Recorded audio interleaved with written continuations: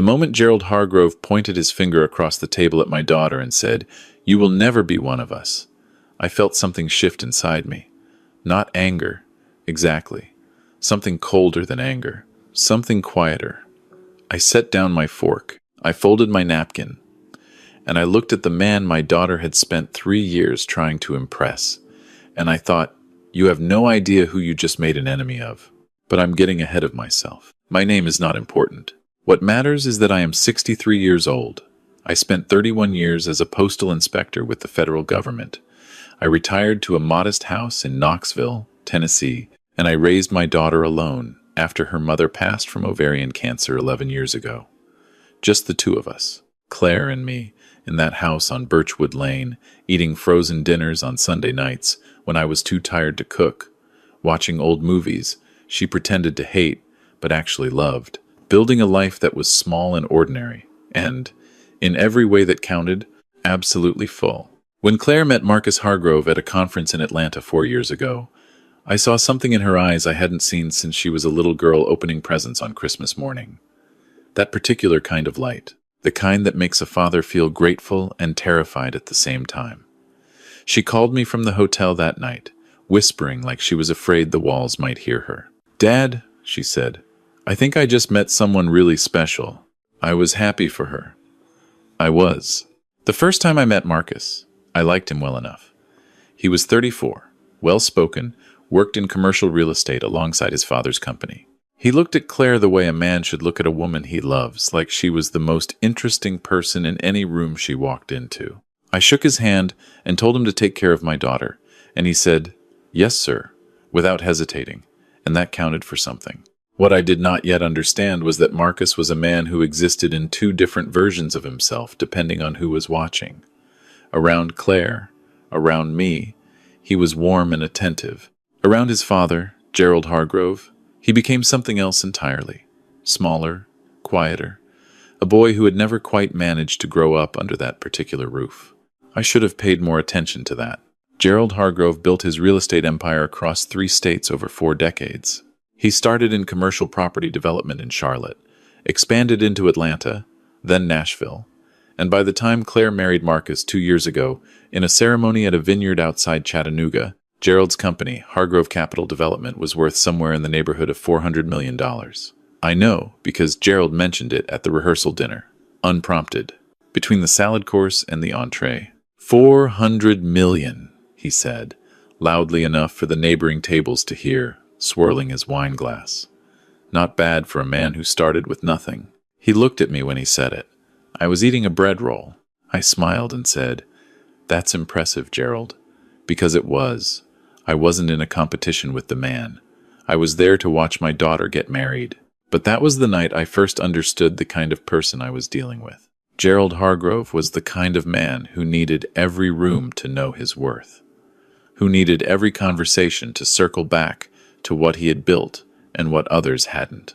He was civil to me the way you are civil to someone you've already decided doesn't matter, polite in the way that has edges on it. His wife, Beverly, was different. She was quiet and gracious and seemed to carry a private sadness that had been with her so long she no longer noticed its weight. She hugged Claire on the wedding day and whispered something in her ear that made Claire cry happy tears. And whatever Beverly Hargrove's faults were, I never found one worth mentioning. The first year of the marriage was fine. Claire and Marcus lived in a beautiful house in a suburb of Atlanta that Gerald had essentially bought for them, though he called it a loan with terms that changed depending on his mood. Claire called me regularly. She sounded happy, mostly. But there were moments, small ones, where I heard something underneath the happiness that I filed away without examining too closely. A slight hesitation before she answered certain questions, a carefulness around the topic of Gerald that didn't used to be there. In the second year, the calls became less frequent, not dramatically, gradually, the way a light dims when the power is inconsistent. And when we did talk, there was more editing in her voice, more of what she wasn't saying sitting right there between the sentences. I drove down to Atlanta in October of that second year for what was supposed to be a casual weekend visit. When Claire hugged me at the door, I held her for a moment longer than usual, and I noticed she was thinner, not dangerously so, but noticeably, and there was a tension in her shoulders that didn't release even when she smiled. That Saturday morning, Marcus got a call from Gerald, and whatever was said on that call, by the time Marcus came back to the kitchen, the warmth had gone out of the room. He was short with Claire for the rest of the morning. Not cruel, just absent, like a switch had been thrown. Claire moved carefully around him, adjusting herself to the new temperature in the house, without even appearing to notice she was doing it. I drove home on Sunday evening thinking about what I had seen, and I thought about the 31 years I had spent in federal law enforcement, about the patterns I had learned to recognize in people who were being controlled in ways they weren't fully aware of yet. And I made myself a quiet promise. I was watching, and I was patient. The Christmas dinner invitation came in late November. A formal invitation actually printed and mailed on heavy cardstock with the Hargrove family crest embossed at the top, which was the kind of thing that told you everything you needed to know about Gerald Hargrove. The dinner was to be at the Hargrove estate in Buckhead, the Atlanta neighborhood where old money and new money lived side by side pretending they were the same thing. December 23rd, 6 o'clock, black tie optional. I drove down from Knoxville on the 22nd and stayed at a Hampton Inn because Claire had quietly let me know that Gerald had not extended an invitation to stay at the estate, and she was apologetic about it in a way that broke my heart a little. I told her the hotel was fine. I told her I preferred it. I meant it. The estate was everything you would expect from a man who mailed formal Christmas invitations on embossed cardstock. A Georgian colonial with a circular driveway, professionally decorated with about $14,000 worth of exterior lighting by my rough estimate, and a valet service staffed by young men in matching black jackets who took your keys with the practiced efficiency of people who had been made to practice. There were about 30 guests in total, business associates of Gerald's, a few family members, some neighbors who belonged to the same golf club. I was introduced to several of them over cocktails, and I watched how their faces organized themselves when I mentioned I was retired federal government, and I watched how Gerald's face organized itself when he heard me say that from across the room. A slight tightening, a quick recalculation. I was wearing my best suit, which I had bought 4 years ago for Claire's wedding. It was a good suit. It was not a $4,000 suit. Gerald's was. We sat down to dinner at 7. The table was long and formal, with place cards and 3 different wine glasses per setting, and candles in silver holders that probably cost more than my monthly mortgage. I was seated near the far end of the table, away from Gerald and Beverly. Claire was to my left. Marcus was across from her, next to his father. For the first hour, the dinner was perfectly fine. The food was extraordinary. I'll give Gerald's chef that. The conversation around my end of the table was easy and pleasant. The woman to my right was a retired school teacher from Marietta who had been Gerald's neighbor for 15 years, and who clearly thought he was a difficult person, but was too well-mannered to say so directly. We talked about Tennessee, about her grandchildren, about a novel we had both read. Then the seating arrangement changed. Partway through the main course, Gerald moved. He did it casually, the way powerful people do things, as if the world simply rearranges itself around their preferences, pulling his chair and his wine glass down to our end of the table with the stated reason of wanting to catch up with family. Several guests shifted to accommodate him. He settled himself directly across from Claire and looked at her the way a man looks at something he owns that hasn't been performing to expectations. "You look thin," he said to her, without preamble. Not concerned, appraising. Claire smiled. "Thank you for having us, Gerald. The food is incredible." He waved that away. "Marcus tells me you've been working longer hours. What is it you do again?" "Interior something?" "Interior design," Claire said, and her voice was steady. "I've been growing the business this year. We took on 3 new commercial clients." "Interior design," Gerald repeated, with a small smile that didn't reach his eyes. "That's charming." He looked around the table in a way that invited others to share in whatever private amusement he was having. A couple of people smiled reflexively. The retired schoolteacher did not. I set down my wine glass. "Her work is exceptional," I said. "She designed the renovation at the Caldwell Medical Center in Nashville last spring, 30,000 square feet. Gerald looked at me. "Right," he said. "You're the mailman." The table went quiet. Not entirely, there were still other conversations happening at the other end, but at our section, the air changed. Postal inspector, I said. Federal law enforcement. Retired. Of course, Gerald said, like the distinction was amusing rather than important. He turned back to Claire. My question is really about priorities. Marcus has a lot of responsibilities, Claire. The business is in a significant growth phase. I need him focused. What I'm hearing is that your little decorating business is taking up more of your time than the marriage. My daughter's jaw tightened almost imperceptibly. I saw it because I had been watching her jaw tighten and relax her whole life, and I knew every variation of what it meant. I think Claire and I manage our time together very well, Marcus said from across the table, but his voice had that quality to it, the compliance dressed up as confidence, and he didn't meet his father's eyes when he said it. I'm not talking to you yet, Gerald said to his son, not harshly, dismissively, like turning down the volume on a television. Gerald, Beverly said softly from somewhere down the table. He ignored her. I had a conversation with Marcus last week, Gerald continued, addressing Claire directly, about the next 5 years. The company is expanding into the D.C. corridor. Marcus is going to need to relocate for a period, possibly 18 months, possibly longer. And I need him there without distractions. Claire looked at him carefully. What does that mean exactly? It means, Gerald said, taking a slow sip of his wine and then setting the glass down with the deliberateness of a man who likes to let silence do his dirty work, that I'm not sure you fit into what Marcus needs to accomplish. I'm not sure you ever have. You're a lovely girl, Claire, but you come from very different circumstances than this family, and I think everyone at this table knows that. The silence that followed was the kind that has weight. I looked at my daughter. She was sitting perfectly still, and the expression on her face was one I recognized from when she was 9 years old and the other children at school had been unkind to her, that specific composure that costs everything to maintain. I looked at Marcus. He was staring at his plate. I looked at Gerald Hargrove, who was swirling his wine again with the satisfied expression of a man who had just said out loud what he had been wanting to say for 2 years. I picked up my napkin from my lap and set it on the table next to my plate. Very deliberately. Gerald, I said. He looked at me with mild interest.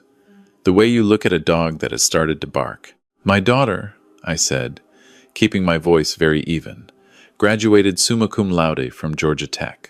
She built her business from $300 and a second-hand laptop at the kitchen table in my house in Knoxville, while she was also caring for a parent who had just lost his wife. She has done nothing in her life except work hard and love your son honestly, and you just insulted her at your dinner table in front of 30 people because she didn't come from money.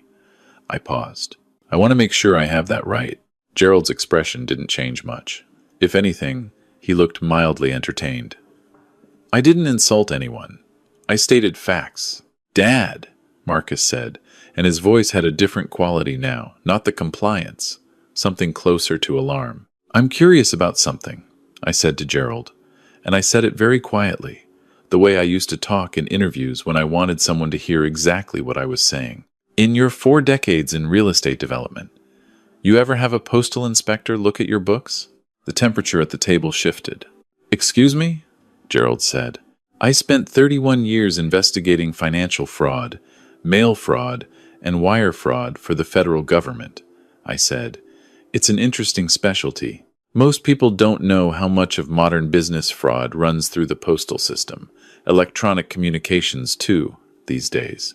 But the statutes are the same. I picked up my wine glass and held it. Just a general question. No reason. Gerald looked at me for a long moment. Then he smiled, the kind of smile that's actually a decision being made. I think we've had enough of that particular conversation, he said, and smoothly redirected to the couple to his left, with the practiced ease of a man who had been controlling rooms for 40 years. I stayed at the table. I finished my dinner. I spoke to the retired schoolteacher about her garden. I hugged Claire when the evening ended, and I held her a moment longer than usual, and I said into her ear, "You don't have to tolerate this." She pulled back and looked at me with her mother's eyes and said, "Dad, it's fine." I nodded. I said goodnight to everyone I was supposed to say goodnight to. I shook Gerald's hand at the door and said, "Thank you for a lovely evening," and meant none of it, and drove back to my Hampton Inn. I sat in the hotel room with my jacket off and my tie loosened, and I called a man named Raymond Cho.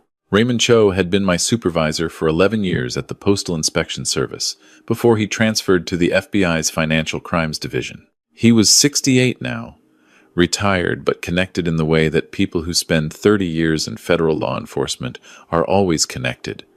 We talked maybe 4 times a year. We'd fished together in Montana twice. He was the best investigator I had ever known. I said, "Ray, I need a favor. Nothing official, just a set of eyes." He said, "Tell me what you've got."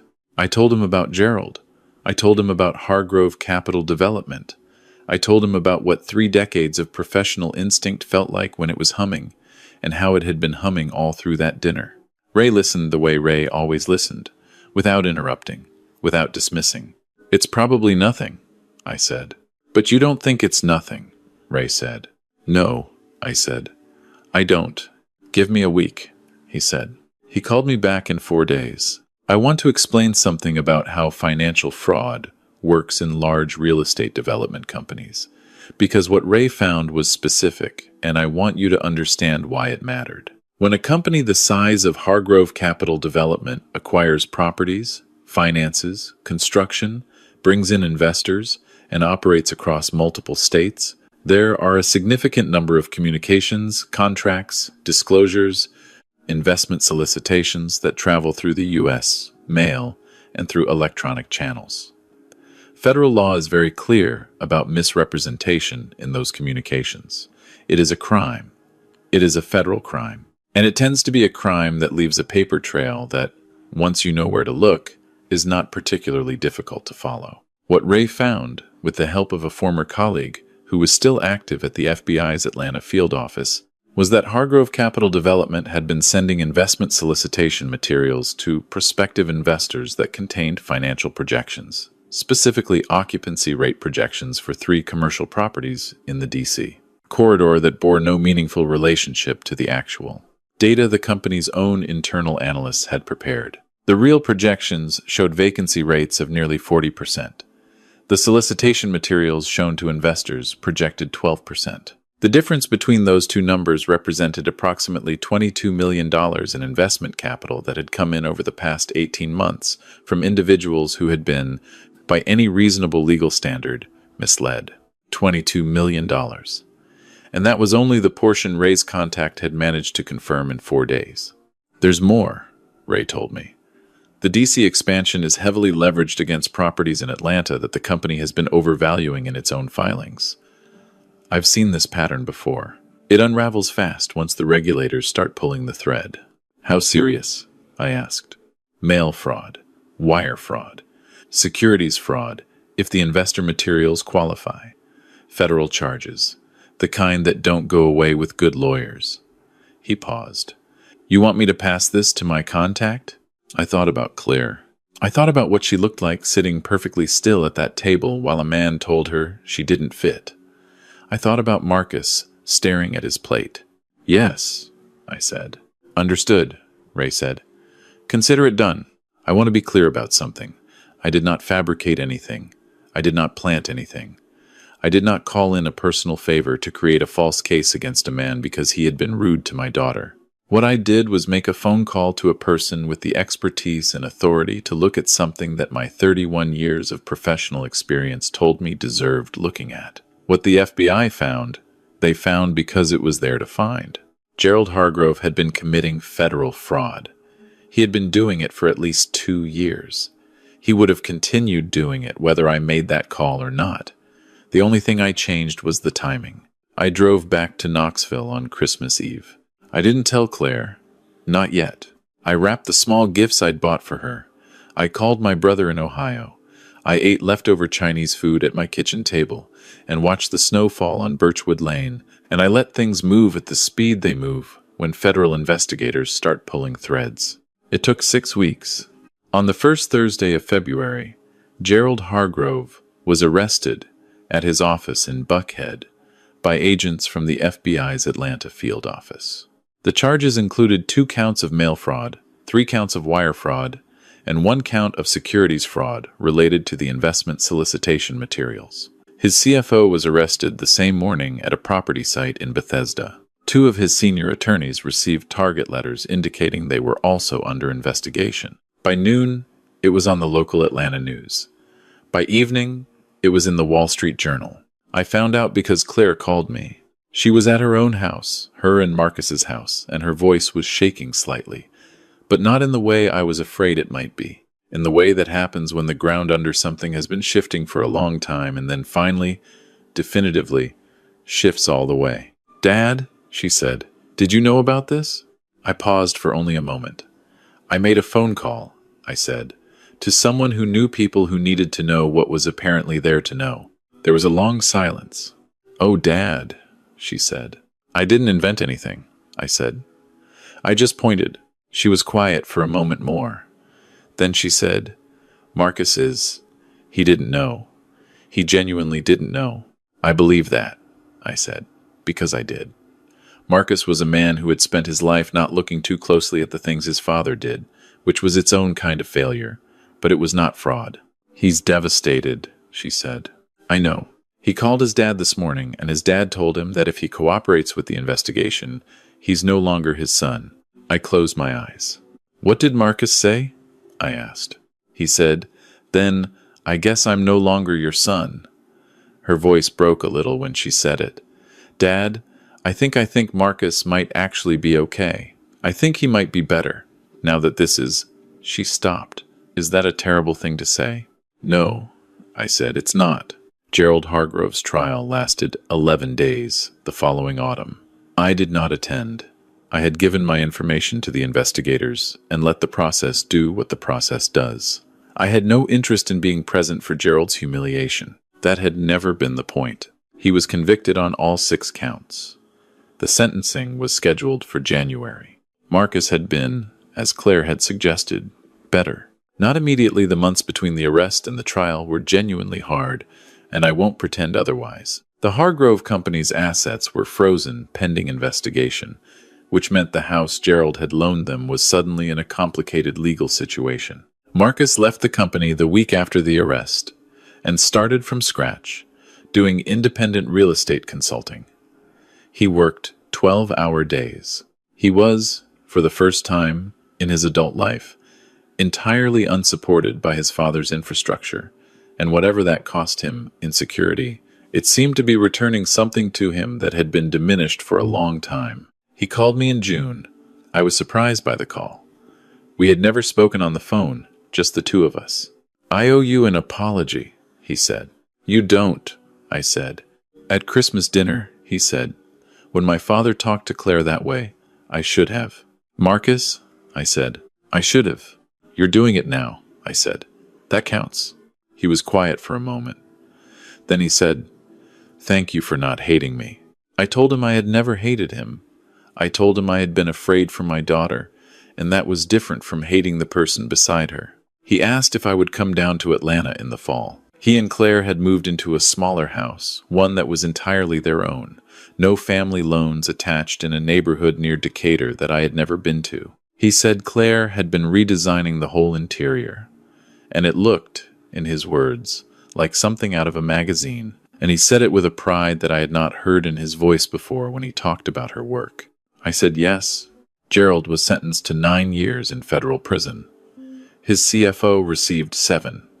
The 2 attorneys under investigation reached plea agreements.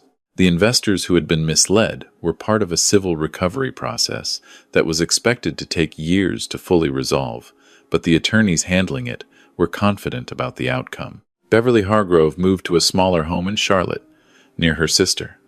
I heard through Claire that she had seemed, in the months since the arrest, genuinely lighter, as if something heavy had been removed from a room she had been living in for 40 years. I hope that's true.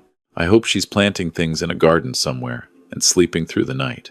I went to Atlanta in October, the way I said I would. I drove down on a Friday and arrived in the late afternoon when the light was doing that particular thing it does in the South in autumn, all gold and amber and slightly heartbreaking. The new house was small and warm and smelled like the candles. Claire always burned something with cedar in it, which she got from her mother. The renovation she had done was beautiful. I walked through each room and she explained the choices, the colors, the light sources, the way she had reclaimed the original hardwood floors.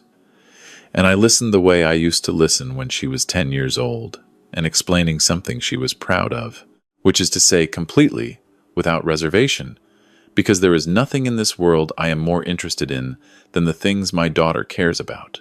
We ate dinner at their kitchen table, the three of us, and Marcus made a pasta from a recipe he had apparently been teaching himself since the spring, and it was genuinely excellent. And I told him so, and he looked pleased in a way that was uncomplicated. After dinner, Claire and I sat on the back porch while Marcus cleaned up inside. The neighborhood was quiet. Someone a few houses down was playing music softly. The air was cool enough for a jacket. "Can I ask you something?" Claire said. "Always." "That night at Christmas, when you said what you said to Gerald about the postal inspectors and the books," she paused. "You already knew something was wrong, didn't you? Or suspected?" "I suspected," I said. "I had nothing concrete, but something. A feeling," I said. 31 years of a feeling. She was quiet for a moment. "He really thought you were just a mailman." "Most people do," I said. I never minded. She laughed, and it was her real laugh, the one she has had since she was a child, uninhibited and slightly loud, and I had not heard it sound that uncomplicated in a long time. I let it fill up the porch and the quiet neighborhood around it, and I kept it somewhere I keep things I want to remember. "Dad," she said after a while, "were you scared? At the dinner? When you said those things to him?" I thought about that honestly. "No," I said. "The only time I was scared was in the parking lot afterward, when I was sitting in the car and I thought about what you looked like when he was talking to you. That scared me. I looked at the yard, not Gerald. You." She reached over and took my hand the way she used to, when she was very small, just wrapped her fingers around mine without saying anything, and we sat there for a while, listening to the music from down the street. I thought about what it means to protect someone. I had spent 31 years in the business of protection in a legal and institutional sense, investigating crimes, building cases, making the mechanisms of justice work the way they were supposed to work. And that is important work. I believed in it, and I still do. But the thing that had gotten me out of that chair at Gerald Hargrove's Christmas dinner table was not 31 years of professional experience. It was the memory of a 9-year-old girl sitting at the kitchen table on Birchwood Lane, doing homework with her tongue slightly between her teeth, the way she always did when she was concentrating, in the house where we had learned to be a family of 2 after the world took the third of us away, in the life we had built out of what we had, which was ordinary and small, and entirely enough. That was what I was protecting. Not my pride, not my dignity, though I would not apologize for that either. Not the satisfaction of seeing a powerful man humbled, though I won't pretend it didn't feel, in some deep and honest part of me, entirely appropriate. I was protecting the right of my daughter to sit at any table in the world and take up exactly as much space as she deserves, which is a great deal. Which is more than Gerald Hargrove, in 9 years or 900 years, will ever fully understand. Some men build empires. $400 million in embossed cardstock and valets in matching jackets, and a name that means something in 3 states. I raised a daughter. I know which one I'm prouder of. The music down the street had stopped. The neighborhood was quiet. Marcus had turned off the kitchen light, and I could see, through the back door, that he had made coffee and left 2 mugs on the counter for us, which was a small thing and, in its own way, everything. "Cold?" I asked Claire. "A little," she said, and didn't move. Neither did I. We sat there a while longer, in the good dark, in the quiet of a life that had found its way back to something true, and I thought this is what I fought for. Not the verdict, not the 9 years, not any of it. This, right here, this was always the whole point.